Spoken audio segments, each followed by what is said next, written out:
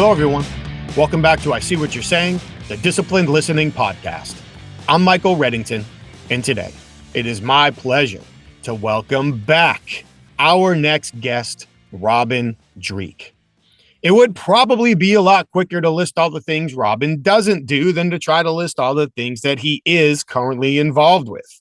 But to hit the highlights, he is the founder of People Formula. He's a former FBI special agent. While he was with the Bureau, he was the chief of the Counterintelligence Behavioral Analysis Program. Essentially, he recruited and hunted spies for the FBI. Currently, he does many things, and when he's not on TV dissecting true crime, he can be found traveling the world, speaking and working with organizations to teach them how to apply the skills that he learned in the Bureau in their daily lives. He's the author of 4 books, and today we are here to talk about his most recent book, the fantastic Unbreakable Alliances. And we're going to dive into the book, and he's going to help us understand what really is an alliance. How do we build them? How can we leverage them in our lives? Not only is he going to talk about how we can build trust, but he's going to share with us techniques for reestablishing trust once it has been broken. We're going to talk about how to actually be present. People talk about be present all the time, but he's going to share some specific skills and techniques for actually executing on the idea. And he's going to dive into his perception and experience on the differences between influence, persuasion, manipulation, and inspiration. We're going to get into much, much more during the conversation. I'm so thankful Robin took the time to join us again, and I truly appreciate you all being here week after week for another great conversation. Thank you. Before we jump in, please, before you leave today, hit the show notes and check out our sponsors. HumanTell, you can go to humantell.com and learn more about their research-backed approaches for identifying shifts in emotions through facial expressions and nonverbal communication. For the professional interviewers, check out certifiedinterviewer.com to get all your questions answered about the Certified Forensic Interviewer designation and the International Association of Interviewers. And you can check out inquasive.com to learn more about the programs our clients ask us to customize for their senior leaders, sales teams, and HR teams. But let's get right to it for another great conversation. Without further ado, I introduce to you, Robin Dreeke. Robin, it is always great to see you, sir. Thank you so much for being here today. How are you? Michael, fantastic, because I'm talking with my BFF again, no doubt. You're going to make me blush in front of everybody, man. When you're bald, you blush over your whole head. It's hard to hide. I know, I'm man crushing as always with you. I appreciate it. And I'm hopeful for a little bit of behind the scenes. We've been talking for a while now. So hopefully we have some good stuff left to talk about that we haven't already touched on. But we're here today out of the kindness of your heart and the freedom of your schedule, but also to dive into your newest book, Unbreakable Alliances. And for the people who are watching on video, there's the cover on the wall behind you. So there's no excuse for them not to find it when they inevitably go looking for it. So I read the book, loved it. I always enjoy reading your books. As I was talking about earlier, it was great reading it, having gotten to know you. So I had the personality and the voice and everything to go with the book. But I got a bunch of questions that I think would be great to go through and dive in and get a little bit deeper insight from you if you're good with that. Oh, that's awesome. Absolutely. And you know, just preamble on that too. It all just capitalizes on your great work. I mean, your work on deep active listening and curiosity is the forefront and bedrock of everything that we do when we interact with other people and form those great alliances. So I'm sure we're just going to be retreading your world that you know so well. I have a feeling it's going to be a lot more than that, but I do appreciate you saying it. Thank you very much. So I'm going to start with probably the obvious table setting question, but I promise I'll do better as we move on. For the people that haven't read your book, I would be very interested to start with helping us understand your operational definition of an alliance and how we form them with other people. That's a really good question. I asked that first time the other day, and I hadn't really thought about that too much because I think of alliances really just simply as great, healthy, strong relationships. And then when I dove deeper a little bit to think to myself, what is actually a strong, healthy relationship? And that's where I'm just thinking balance. Everything in life is a dichotomy, as Jocko Willink and Leif Babin talk about, a dichotomy of leadership, and which I cite in my book numerous times. everything that healthy in life is a balance. You can't enjoy great things unless you've had great suffering. You can't have a great day unless you know what a bad day feels like. And so a relationship, a healthy relationship or an ally comes about because there's a balance. And that balance is a give and take, that both of you are proactive problem solvers in each other's lives for your pain points, challenges, and friction points that you have in life. And so I'm always looking for a good, healthy balance. And that healthy balance is from the perception of each of those individuals. And what I mean by that is if you as an objective third party person are looking at a relationship from the outside and you're not one of the two parties in an alliance, it could look unbalanced to you. It could look like, hey, this person's always giving, this person's always taking. But that's okay because it's the two parties involved. They have to feel it's good and reciprocal. And there's only one test in my mind that triggers whether you have a healthy alliance or not. And that is it free of any of the negative emotions, especially resentment? So if you have anything in the way of frustration, anger, or resentment in a relationship with someone, that is a relationship that's unbalanced. And so then we just have some transparency, we have some communication, we bring it back in balance. And so an alliance really is simply a good, healthy, strong relationship where both individuals feel that there's a healthy balance. Look at I that. love it. Sounds like you've thought through it once or twice since that last conversation, but I Maybe. love it. Maybe. Look, I came up with that on my own, I think. Yeah, it's funny what you can come up with when you're forced to think about something, Yeah, right? it is. I love the illustration and especially about the give and take. Like it doesn't have to be 50-50. The scales are perfectly balanced at all times. I think back to something a friend of mine said when we were in our early 20s, we both went through cycles at different times, who was in Mhm. school and who had a good job and who didn't and all these things. And there was a period of time where he probably paid my bar tab for a couple of straight months. Sure. And at one point I said to him, I'm like, dude, Tom, I'm not able to pay you back for this. And he looked at me, smiled, and says, brother, it all comes out in the wash. Yeah. Like, so over the duration of our relationship, that balance was in place. So although at a moment it might have felt out of balance to somebody from the outside looking in, to the people who are in that relationship, it's not that way. So I love hearing you say it. Yeah, because every day we build goodwill credits in the reservoir. Again, another Jacqueline Leif quote that we have: the reservoir of trust, we have the reservoir of goodwill, and every day when we're paying into it, paying it forward with great behaviors of open, honest communication, trust, and vulnerability. It's paying those credits, and so not every day we have all the energy to give, and that's why that balance is going to give and take like that. And you have a great example there. So as long as it's from the perception of the relatees, it's all good. So when I hear alliances and balanced relationships, and the least surprising comment of all time, I feel like a lot of that goes back to trust. And you and I have already had multiple conversations about the importance of trust and how we build it. And that gets back to your other book. I'll do the shameless plug, The Code of Trust, one of Mhm. your other books, which we talked about in the first conversation that we had together for this show. So I would like to kind of flip the coin. I imagine that when it comes to these alliances, I'm going to guess with some of the work that you used to do in your government jobs, if that's a professional way to say it, for the people that haven't researched your background in the world of recruiting spies and catching Yep. spies and those kinds of things, that building these alliances often involved overcoming obstacles with people who didn't want to trust you. Right. So I'd like to kind of go down that road for a minute, if you don't mind. Why are people in many circumstances hesitant to trust others? I like keeping things really, really simple before I got a small brain. Trust isn't there because there's a fear of not being safe. That's really it. So in every engagement that you're going to try to recruit a spy, work with colleagues, try to build a coalition or alliance, or even sell a product, the only thing you really have to think about is what can I do to inspire someone to feel safe with me? Because again, our ancient primal brain, our genetics and biology, all we're doing every single day is trying to act in our own best interest in terms of our safety, security, and prosperity for ourselves and those we care about, which comes down to what can I do in my environment to allow me to feel safe? Some people have a high bar for feeling safe with others. Some people have a lower bar. And so this requires that deep, active empathy to see what it is from their perspective.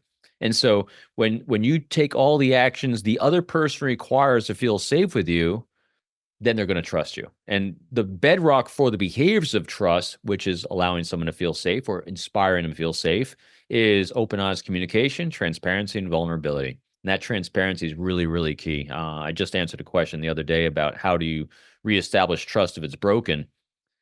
Easy. One, it's up to the other person, not you.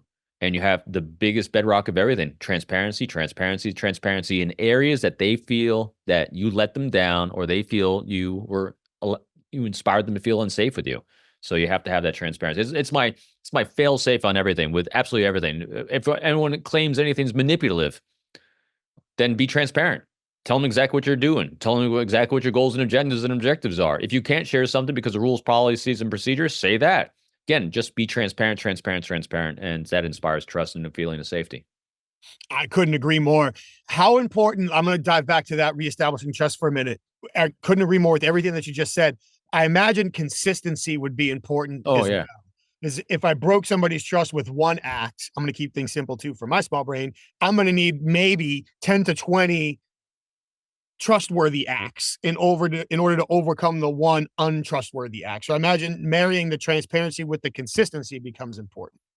Consistency, and I apologize for not even emphasizing it more. It is so bedrock to us as human beings and what we're doing when we're assessing our environment. We're assessing the consistency of the environment around us.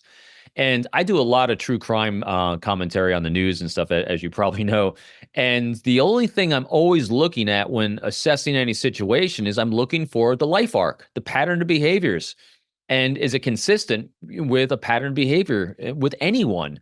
And so that's consistency. And so if someone is consistently demonstrating open, honest communication, transparency, and vulnerability, that most likely is someone over a period of time I can trust. Now, what happens is if we get a deviation, if we get a data point that spikes out of the norm, all of a sudden someone comes in today and just a real ass, or does something that kind of jabs at me, or something's really off. The first thing I do is I don't say, "Ooh, they're out to get me." I start assessing what happened to them today that caused a spike, caused an insecurity, caused them to feel unsafe in my environment. Then we go back to Jocko Willink and extreme ownership and say, what did I do to inspire someone to feel unsafe with me in that moment that caused a behavior spike? And if it's just a one-off, well, then we can assess, what little things in our environment cause it. But if all of a sudden we got a new pattern of behavior, something's going sideways in that person's life, we're going to pull back. We need to assess. But yeah, consistency is so important with all these things. And so for those of you all listening and watching that say, I kind of really good intuitive nature about people, I can always tell when something's going right or wrong with someone. You don't have a super spider sense. You're assessing data points. Gavin DeBecker says it in The Gift of Fear. We as human beings do a fantastic job of assessing our environment for safety by subconsciously observing data points of the consistent behaviors around us. And then we zero in on a spike in deviation from that, which allows us to feel safe. Some people are more attuned. Some people that are more observant in their behaviors see more. Some people that are more in here don't. So, but good point. This long narrative answer Robin gives on, yes, consistency, extremely important in everything we do. I have to keep my geek so under control every time we talk. I couldn't agree more. A lot of times when we're working, especially with leaders at any level who are dealing with cultural issues, communication issues, problem solving, whatever, the three questions we ask them are, do the people around you believe you're calm, you're consistent, and you're making people better? If the answer to those three questions are yes, we're good. If not, we got to solve those first. And I feel like, and we've talked about this before, the importance of recognizing patterns and understanding the deviations, not just identifying, but understanding the deviations. Right. And we talked about how we try to talk to our kids, and your kids have grown much further than mine have at this point. I'm playing catch up, but I was taking Gabe to school not too long ago. He's in elementary school and he goes to a charter school. So he's not on the same public school schedule. And when I turned on the 3rd Street after our house, I looked at Gabe and I said, "Oh, there's no public school today." He looked at me and said, "How do you know?" I looked at him and said, "How do you not know?" He said, "What are you talking about?" I said, "Gabe, every day we drive to school, there are 2 girls and their mom standing at this driveway waiting to go to school. So either they're sick or there is no public school today." And he looked at me, he's like, "I didn't recognize that." But it got him to start asking questions so we could start talking about the importance of recognizing patterns, because it has such a big impact on how people act, the decisions we make, and how we respond. Thank you so much for bringing that up. Yeah, and in order to we're going to cascade even a little bit more on that. In order for you to recognize those patterns in others in consistency, you have to be consistent to show up every day as well. So you have to put in those reps, as I call it, every day. I am so stupidly predictable in everything I do. I walk my neighborhood 3 times a day, and I swim every day an hour in the morning at the YMCA. I can tell you everyone's normal pattern in my life within a 10-mile radius of probably a 5-mile radius of my house. Pretty much. I know the cars in my neighborhood. I know who comes and goes when, and I am the neighborhood watch without anyone is saying it, because I know exactly if something's out of place, who doesn't belong here, whether it's in the pool, at the YMCA, or my neighborhood, because I'm consistent in my behavior. And so here's what's interesting too. People in my neighborhood trust me without even knowing me, because I know they become accustomed to my presence and accustomed to my pattern because I'm consistent. I'm consistently being there. I'm consistently not engaging them in a creepy way or anything too. So it's one of those things too, where patterns of behaviors in people's lives become a feeling of safety, a feeling of security, because it is, as you say, consistent. And you don't have to be, it helps, but you don't have to be a spy to recognize all of these things. No. Just pay attention. If you leave your house at the same time every morning, pay attention to the other cars that are on the road every morning at the same time. If you go to work and you park in the same parking lot, you take the same train at the same times, just start paying attention to what's going on around you, and these data points become obvious. Interesting. You and I, before we started talking today, we were talking about the theme of chaos. And so here's what's just a nice little visual here. If you have chaos in your own life where you're constantly shifting your schedule, constantly dealing with craziness, constantly having all these emotional highs, ups and downs and all over the place, and constantly shifting up your schedule, constantly dealing with all these different things, and your life is in chaos, it's going to be very difficult for you to recognize chaos elsewhere because it all looks the same to you. But if you actually live without chaos, in calmness, in being present, you will now recognize chaos. In the last 3 answers you've given me about 42 follow-up questions. So I'm going to preempt what I had already preempted because you mentioned this in your book, and I wanted to ask you about it, and you just created the perfect opportunity. I feel like, and a lot of people might hear this as well, the concept of being present is talked about all the time. And my bias, my personality deficiencies, I get nauseated when I'm speaking in an event and I watch one of the other speakers talk about how important it is to be present.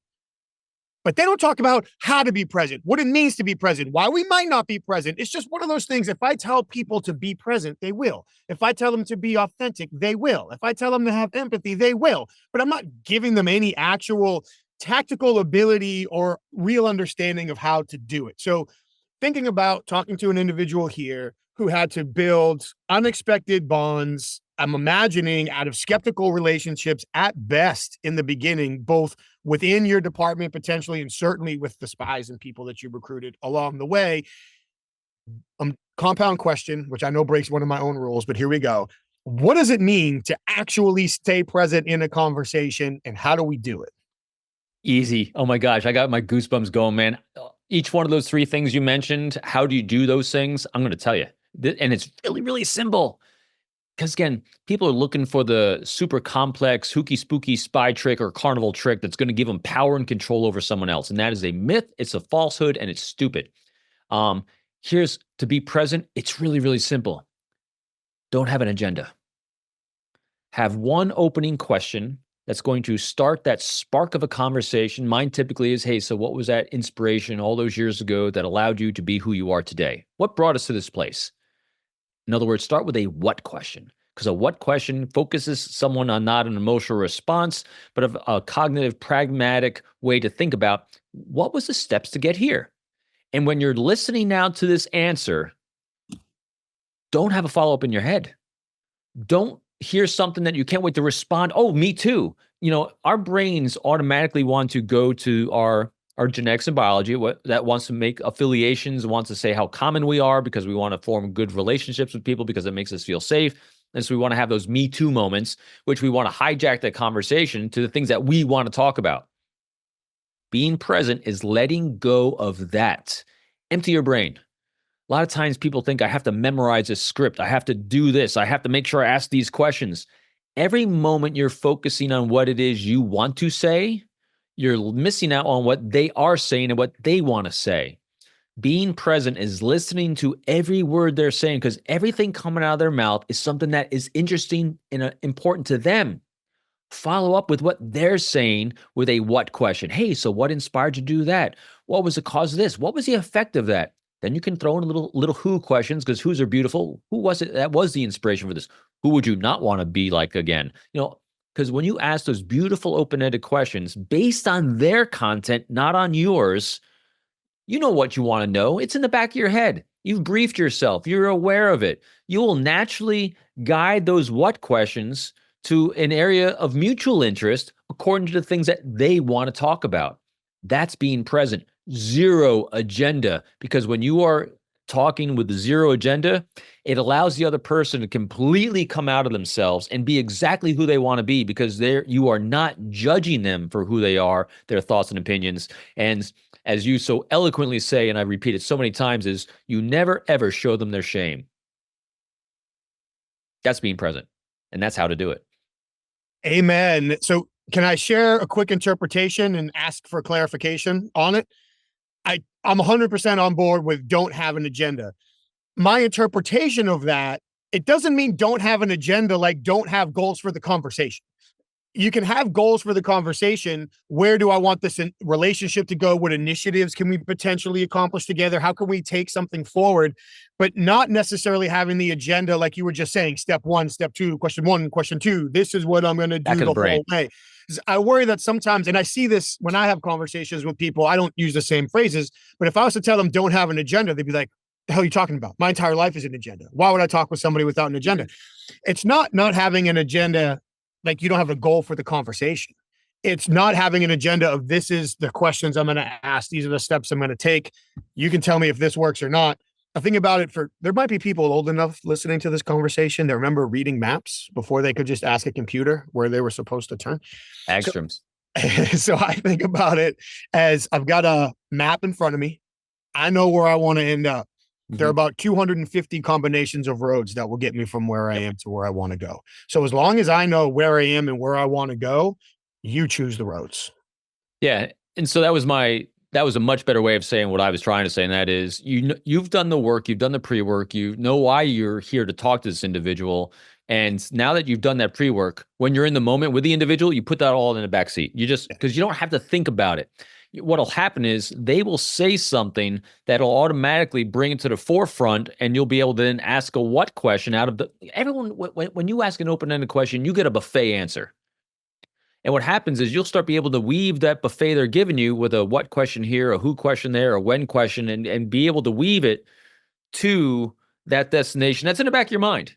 And so, but you can only do that when you're in the moment, being present with the content they're giving you to work with. And so that's what I mean by that. So the agenda, yes, we have a reason we're there, but it is a second. It's hard to articulate because I'm always visualizing it as in the back seat. It's not in the front seat with you; it's in the back seat waiting to come out. Yep, I love it. It's we talk about keep your ego in your back pocket. Like it's not that you don't have it, but just put it away. Lead to your best question. Don't lead with your best question. So I feel like and you said something earlier about fear. People don't trust when they have fear. My interpretation down a similar path is that the act of interrupting is a fear-based action. If we are interrupting somebody during a conversation, we're almost certainly afraid of something. It's a fear-driven behavior. So if I can be prepared, I can be more confident, I can be less afraid, I can allow the conversation to come to me, I can be present and do the things agenda-free that you were just talking about. Yeah. Interruption comes from our insecurities, which is a fear. It comes from our need to correct people. Also, we'll interrupt people because again, our ego's getting away. Most fear-based responses are ego-driven, and so if you notice you're doing it, then good, because few people notice they are doing it. And you want to get better at this, just record yourself, host a podcast, for friends. Just interview people and just watch how many times you're interrupting, or maybe you're really good at it already. You only start getting really good at this is when you humble yourself up and become your own loving critic and just learn to shut up. For someone like me, I think I was only born with one skill set, and that is I have tempo. I move, and I move at too much of a rapid rate. I am very impatient. I know where my blind spots are in that. And for me, having the patience to be silent, having the patience to allow the person to pick the agenda and the direction at the tempo they want, because part of being present for someone is allowing the other person to have their tempo as well, and not your tempo. Because you start pushing tempos, roadblocks and shields will go up, very, very definitely. I would love to talk about that. So, and you probably see this a lot with the work that you do as well with clients. Get in front of a room full of executives, leaders, whoever, and they'll immediately start telling you that they're A personalities, they're drivers, they're impatient, yada, yada, yada. And congratulations on being that and knowing that and believing on who you are. To some degree, it's made this person successful in their life, but to some degree, it's inhibited success and observations in relationships. I know it can be extremely difficult for somebody who is an impatient person to develop the patience necessary to establish the bonds that create these alliances that unlock astonishing results. Maybe an impossible question to answer. I'm going to ask it anyway. How did you teach yourself to put your impatience in the back seat and execute patience in these conversations so other people could have their tempo? It takes a conscious effort. The first step in any path is just to be aware that you're on a path and to be aware of the weakness and to empower. And the other thing that I think is really important to do, and this goes to the behaviors of trust again, the open, honest communication, transparency, and the last one, vulnerability. Vulnerability is where you're open and sharing. Where, hey, I'm not perfect in this one area. Can we team together on this? And here's what I'm doing, here's what I'm working on. So in cases where I think it is really key and critical, and I think you'll get a sense about how you're making a connection with someone. Like I'd have no problem telling you this, Michael, because you and I have been friends a while. I would say, hey, before we get going, I just want to let you know or remind you of something you probably already know of, and that is I tend to have a really high tempo, and I can be off-putting sometimes, and I can rush to judgments, and I can rush to decision making. If you could, for me, let me know if I wind up creeping into that zone together with you, because I don't want that to undermine our good work we're going to do together. So I'm going to do the best I can. Hopefully it doesn't happen, but if it does, just do me a favor, do us a favor. Let me know when that creeps in. So what am I doing? I'm being open, honest communication, transparency, and vulnerability, because what it is allowing you to do is have situational awareness of me, which does what? Allows you to be empowered with choice about how to engage me, and that you're free to communicate with me as you want to communicate with me. And it allows you to feel safe. So it's a hard thing for a lot of people to do because it requires massive ego suspension and getting over your own insecurities about telling people what they already know, that you are not perfect. Let me tell you something I've recently realized about myself that you've known for years. Yes. So we can put it on the table. That gets back to accountability, owning it, like you talked about before, transparency. It's all tied in there. But once again, I want to dive right back to something you just talked about, which is situational awareness. Our careers overlap a little bit, but you've done wildly different things than I have. I did not serve in the military. You did. And I feel like situational awareness is something that is drilled into the heads of people who consistently put themselves in a situation where they could get physically injured.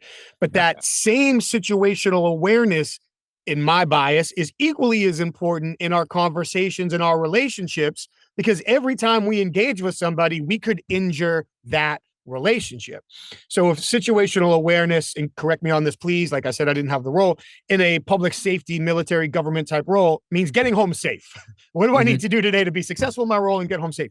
In communication, what do I need to do today to be successful, but keep our relationship safe, keep our initiatives safe? How do you apply the situational awareness that you may have learned in a physical sense into your conversations?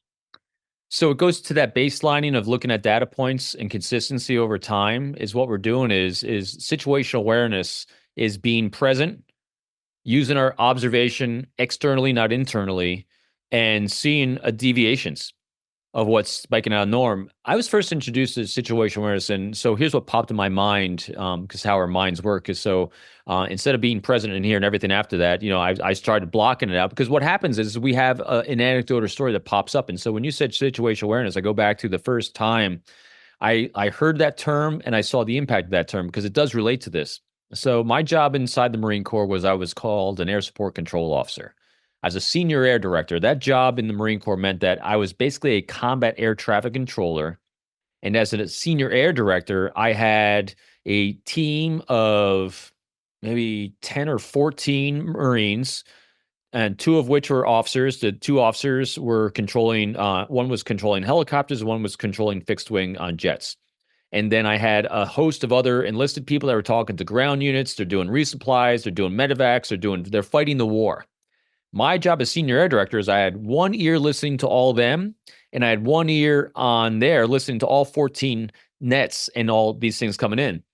And I had to direct this entire team. The whole point of me being able to hear them in the room and then me hear all the 14 nets on my other ear was situational awareness.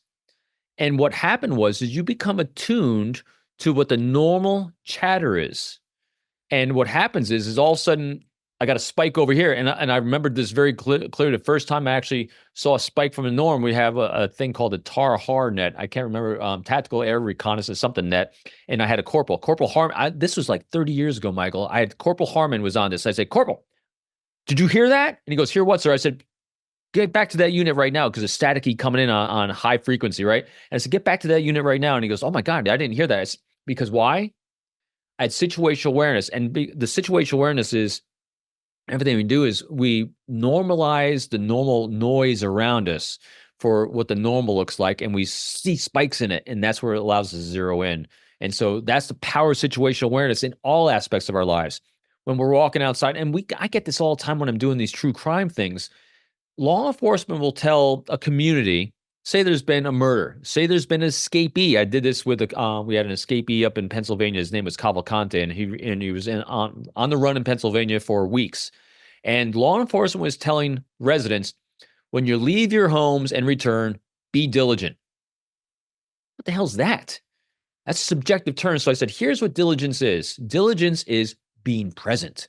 Diligence is when you walk out of your house, assess without an agenda of what you're trying to see, because you don't want to give yourself confirmation bias of what you do see, of what you want to see. You give an open assessment of what's my normal around me. Just take a look around.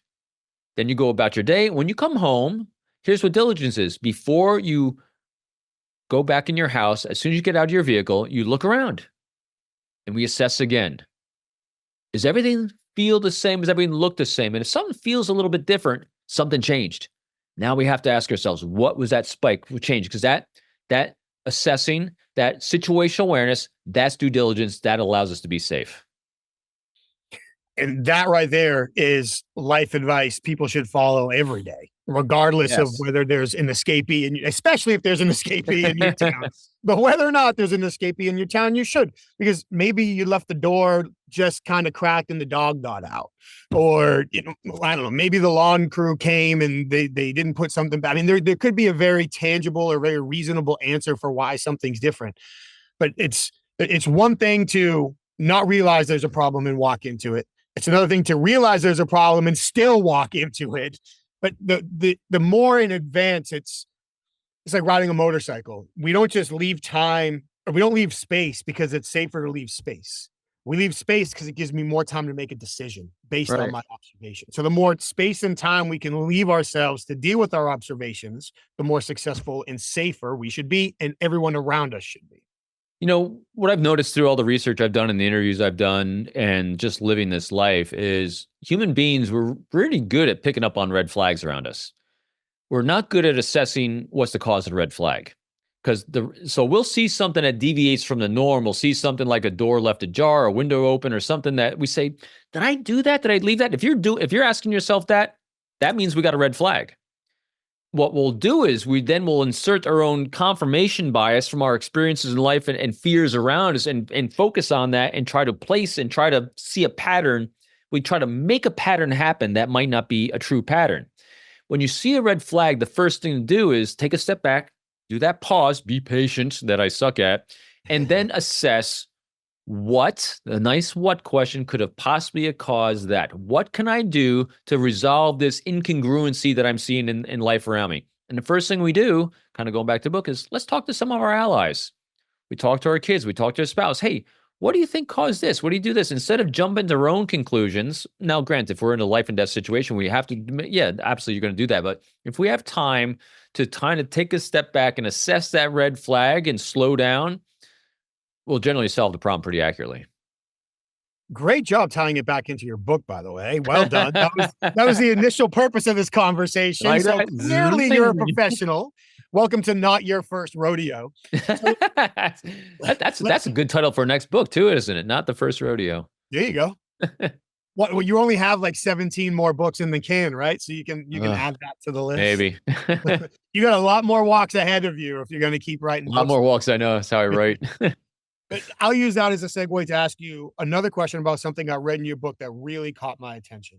In our work, again, where it overlaps a little bit, I feel like people and I've been guilty of this, toss around the words influence and persuasion like they mean the same thing, and they're the exact same word. I would be grateful if you could please help us understand the difference between influence and persuasion, as well as the proper application or the best way to accomplish our goals when we're looking to move somebody potentially from, I don't think that's a good idea, to when do I start? So the difference between influence and persuade, it's such a fine line between those words. And you're referring to probably every chapter of my book I absolutely love, but this was a really passionate chapter for me because you're right. People throw around those words, influence and persuade, because they think it's the antithesis of manipulate. Mm-hmm. And they think I can persuade someone, I can influence someone, because influence sounds even better than persuading someone. Persuading, sounds all hooky spooky spy stuff, but it's not manipulation, so it's okay. It's healthy. It's good. No. There's few things that I stand ground on when in this area, because hey, everyone's got their opinion and everything. But when it comes to these words, I think it's really, really critical to really dive a little bit deeper.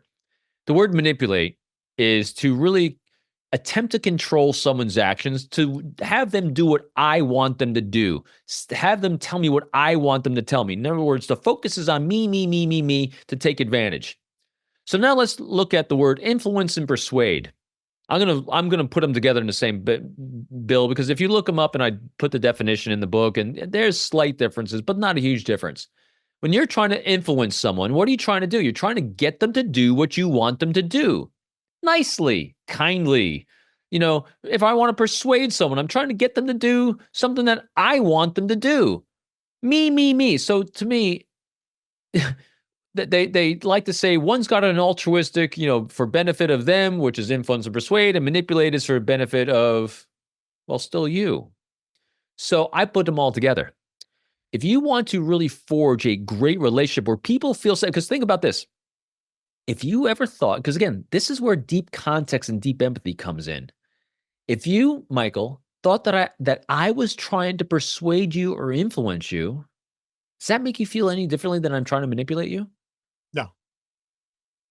See, so there's no difference, because I'm trying to get you to do something. Now, if I think of the term of inspire someone, that's where the difference is. What I tried to do in everything I did, whether I was trying to recruit a spy, I wasn't trying to recruit a spy. I wasn't trying to persuade them. I wasn't trying to influence them. I wasn't trying to manipulate them. I was trying to see if I could inspire them to want to. Inspiration comes from within someone else. So my goal in every healthy relationship and every alliance is, what can I do to inspire them to want to align with me from their perspective, which requires me to have deep empathy, understanding their needs, wants, desires, their deep friction points in life, and that I have a resource for those things that I can maybe inspire them to want to align with me, because inspiration is about unlocking from what's already inside of them. You don't recruit a spy. You become the person that's going to solve that problem pain point that they've thought about for years, if not decades already, and that they can trust you to solve it without getting them killed or their family killed. It was already there. So I didn't manipulate them. I didn't influence them. I didn't persuade them. I became the person that could solve that problem. So it was unlocked from within them. Great salespeople don't influence or persuade anyone. You are offering yourself as a problem solver in their life, and you're inspiring them to trust you. So the mindset here is really, really critical. The focus of inspiring someone means you're focusing on them. If I'm thinking of influencing or persuading someone, the focus is really on me and what I'm trying to accomplish. There is no right or wrong to this. I'm just telling you, if you want to focus on the other person, which is where great alliances lie, think in terms of inspiring them rather than influencing or persuading them. Because again, it's little nuggets that are in that bucket. And so I again, a lot of I statements there, huh? Influence and persuade, they're fine, they're wonderful. Robert Cialdini's book, Influence, great book, great tools and techniques, and you can use all those things for the greatest good according to what you think that greatest good is. If you want to think in terms of what the greatest good is for them, think about inspiring them. I appreciate that. And when I read it in the book, we talked earlier, I'm highlighting what I'm learning and also what I want to talk about. That was one of the things that I highlighted right away and said, we got to talk about this. So I really appreciate you diving a little bit deeper into it and helping make not just the delineation, but again, and it's just such a constant theme with what you do. It's not just what do I want to achieve. It's what does the other person need to experience? What do they need to feel? What Yes. do they need Great to way to think? say it. It's such a difference. So I feel like you've already answered this question to some degree, but again, I'm going to ask it anyway. Previously, you talked about we're present when we essentially let our agenda go. We inspire people when we make it more about what they need to experience, not what we want to accomplish. I imagine for most people, whether they realize it or not, they lead into, or maybe lean and lead into their conversations with their strengths. I am more data driven. I am more what's the word I'm looking for? It starts with an I, but I can't figure it out. I do things without thinking them through. Whatever. People can laugh at me. I forgot the word. It escaped me. It's gone. But so I like to be more controlling, or I like to be more, use one of the words you just did, persuasive. How did you learn to, again, we talked about this, put your ego aside and adapt to be who people needed you to be? Because I can imagine in the spy recruiting world, everybody you interacted with needed you to on some level, to be a different version of you, not inauthentic, but connect with them in a way that they needed to be connected to. How did you develop the skill set to, or the recognition to be able to do that? Let's go back to my life arc. Um, we all have a life arc. We all have a talent. I believe we all have a genetic and biological talent that we're born with, and that talent is just a spark of an interest of an area, and then our nurture part around us either helps bring it out or stifles it for years. My When I was growing up, my arc was I was an only child, and I just wanted friends. And I had a kind of everyone's got trauma, and so I had my trauma growing up, and so it's a lot of bullying, a lot of wanting to feel connected, wanting to have friends, but I'm also extroverted. So all these things were my soup of who I became in my life arc.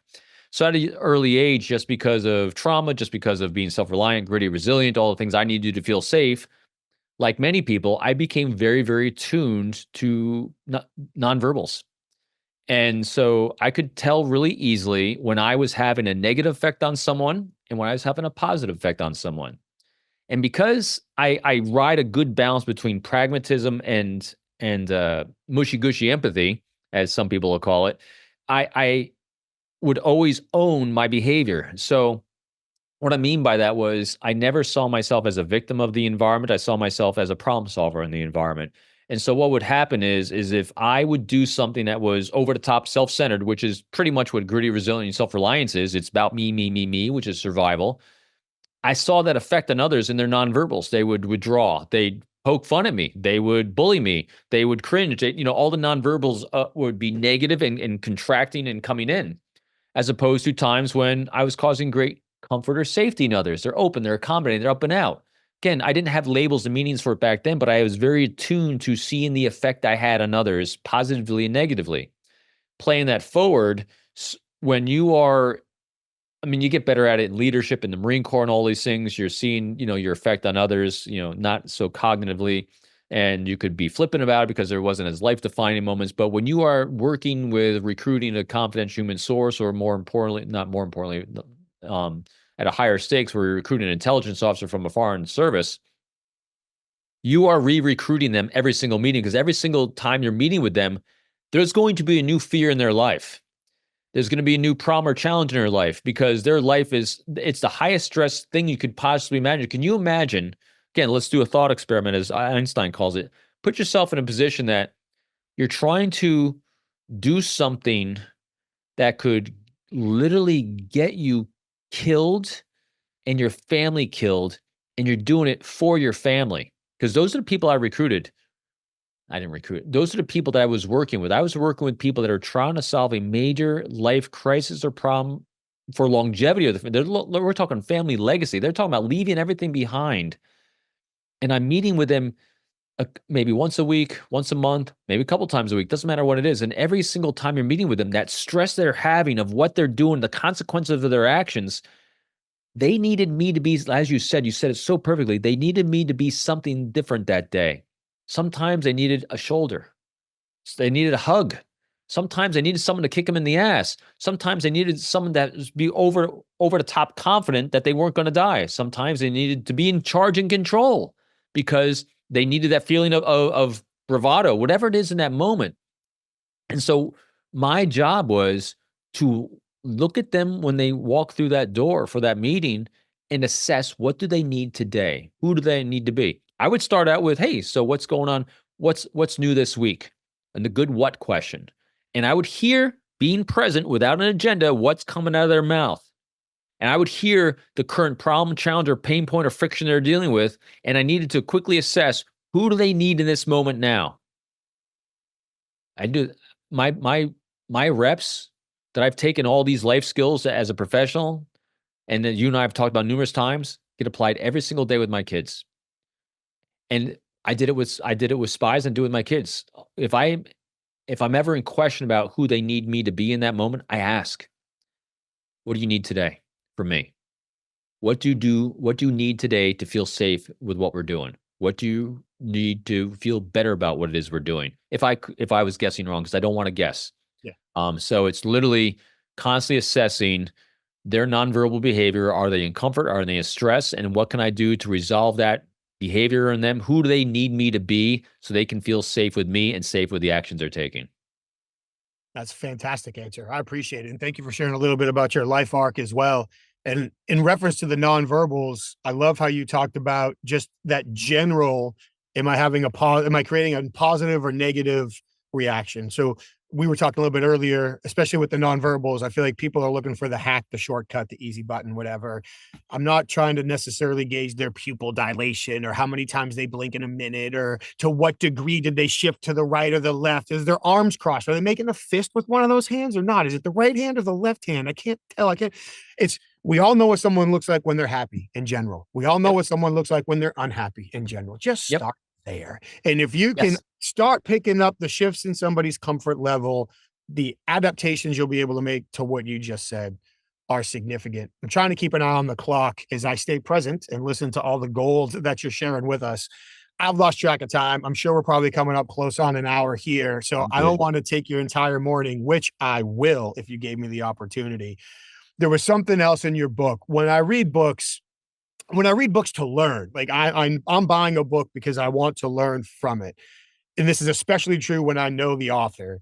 I'm often reading not only to learn from the theme and the content, but I know that somewhere in this book, there's going to be a couple of sentences that if you just saw that sentence on a wall somewhere, you stop and be like, damn, that's a good point. So I'm typically looking for those. And I found several in your book. One I already asked about, but there's one that I want to make sure I ask you about before we go. In our worlds, we hear lots of people define leadership all the time. This is what leaders do. This is what managers do. This is what makes a good leader. Someone can go on LinkedIn for 35 seconds and find 497 definitions of what a leader does, right? But I love what you wrote, and I'm probably going to mess this up. So correct me where I need to be corrected. Something along the lines of, it's the leader's job to help people discover, achieve what they already have inside themselves. Yeah, that's a good way to put it. I have these three pillars of leadership. First of all, leader, again, simple definitions. Leaders solve problems. That's it. And anyone that starts poking fingers and pushing blame or deferring things, no, that's not leaders solve problems. And they do that by these three pillars, which is exactly, kind of go into this one sense. That is, they solve problems, they create a safe environment for people to do that in, and that is emotionally, physically, spiritually, whatever it is from the person's perspective, because in order to solve problems, you have to innovate. People do not innovate unless they feel safe, not just safe from the external world, safe from the internal world. Simon Sinek talks about it in Start With Why and Leaders Eat Last. You have to create internal feelings of safety in order for people to innovate. And the final thing is people, and this goes to the quote you're saying, is leaders are resources for the success of others without expectation of reciprocity. They are there to unlock the greatness in others. And so that's what I love is when you're doing your bit as a leader. And leader is not about title and position. It's about seeing the greatness in others, drawing that greatness out. And most importantly, a lot of times people are very unaware of what their greatness is. There's nothing greater as a leader than to watch as that loving critic, being able to pull that greatness out and then show it back to them and say, here's what I saw in you. Here's what's amazing in you. Because then people will rise up to what you see in them as well. And even if it's just a little spark, I mean, how many of us pursue, I've interviewed lots of people. I know you too have, Michael. How many times have you seen someone, even yourself, that have chosen a path in life because someone took a spark and an interest you had, pulled out and showed it to you, said, man, you are really good at this. And all of a sudden becomes our thing we want to do because we love that accolades. We love that validation. We pursued because someone saw greatness in us. And I'll tell you what, if someone didn't even say that to us, we might not have ever pursued it. You, with what you've done, and you do such a great job. I've noticed it numerous times, you on the other show too. You have interviewed so many people. You were extracting and inspiring people to tell the truth before they had an opportunity to lie, from shoplifters when you're in your early 20s. A lot. That is a skill set very, very few human beings have, because you did not sit there and show them their shame. You sat there, you saw who they were. You were able to pull out that greatness, even from someone that just did something against the moral code of society. You're able to see a greatness in them and let them know that you saw that greatness in them, so they felt safe with you, and which inspired them to share something that might have been in their best interest to share because you asked them at that point, because they felt safe with you. That is a skill set that few people want to have the patience to develop. And because people are always looking for the edge, people are always looking for, how do I take control of this? How do I feel powerful? If you're pursuing that, you might have some success, but I guarantee you're going to have a lot of failure. And if you want consistent results with great relationships and overcoming every obstacle in life, you just learn to see the greatness in others.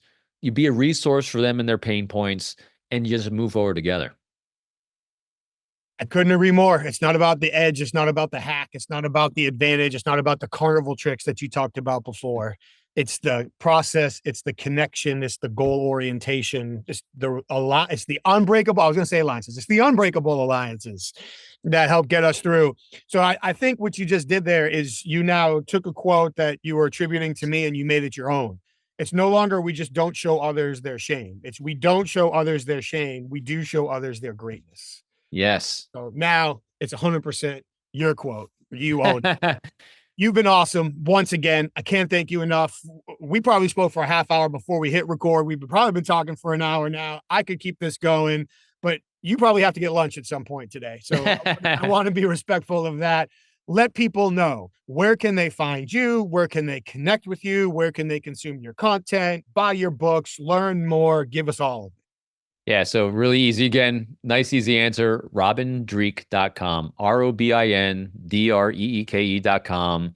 On there, I have my behavior corner, which is a lot of free YouTube videos I put together. I have actually a quick video on every chapter in the book. I have 10 techniques of quick rapport on there, the keys of communication, a lot of good YouTube videos on there for quick refreshers on everything we talked about today.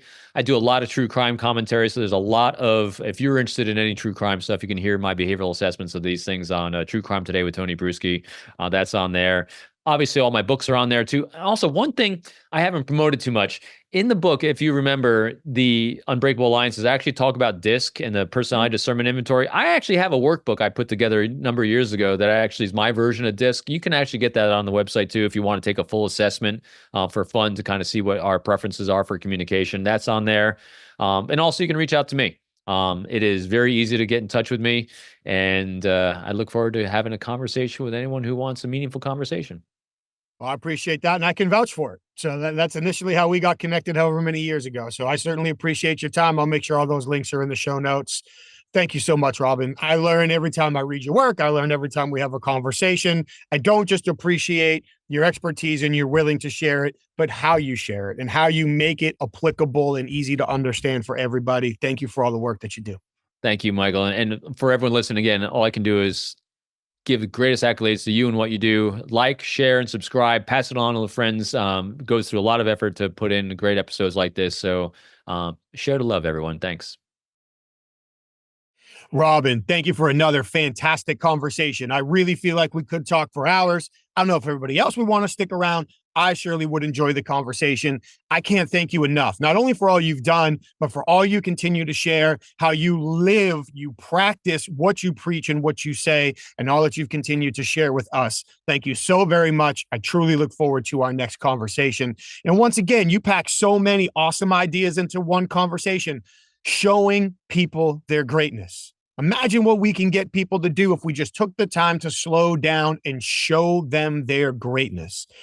Also, that goes right in line with empowering people with choice. When people feel forced into a situation, to use your words, they tend to put their shields up. When they have more choice in the matter, they tend to put those shields down. I also love how you talk about losing your agenda. All too often when we go into conversations with rigid agendas, we miss alternatives, opportunities, different ways to connect with people and solve problems. Another great idea. And it was awesome to hear you talk a little bit about how we can turn impatience into patience. Many of us are impatient, but we know that the very best listeners have found a way to exercise patience in their important conversations. Thank you for sharing all of that with us, Robin. I truly appreciate it. And thank you to all of you that took the time to join us for another conversation. Again, hopefully you're taking notes. Hopefully you're applying some of these great ideas in your business life and your personal life every day. Thank you for being here. Before you go, please take a moment, like the show, share the show, subscribe to the show. We really appreciate you being here. Let's thank our sponsors one more time. HumanTell. Head over to humantell.com. That's where you can learn more about how you can study to identify when people's emotions are changing through identifying shifts in their facial expressions and their nonverbal communication. You can even enter the code INQUASIVE25 for 25% off of your training. For all the professional interviewers, head over to certifiedinterviewer.com to get all your questions answered about the Certified Forensic Interviewer designation, how to apply, how to prepare for, how to leverage the designation once you earn it, and learn all you need to know about joining the association, how you can contribute, and what it can do for you as well. And of course, you can head over to inquasive.com. That's where you can learn more about the programs our clients ask us to customize for their senior leaders, their sales teams, and their HR teams to teach them the strategic observation and persuasive communication techniques necessary to obtain everyday confessions in all of their high value conversations. Thank you so much for being here week after week. We truly appreciate it. Stay safe, take care of each other, and we'll see you next time. Thank you.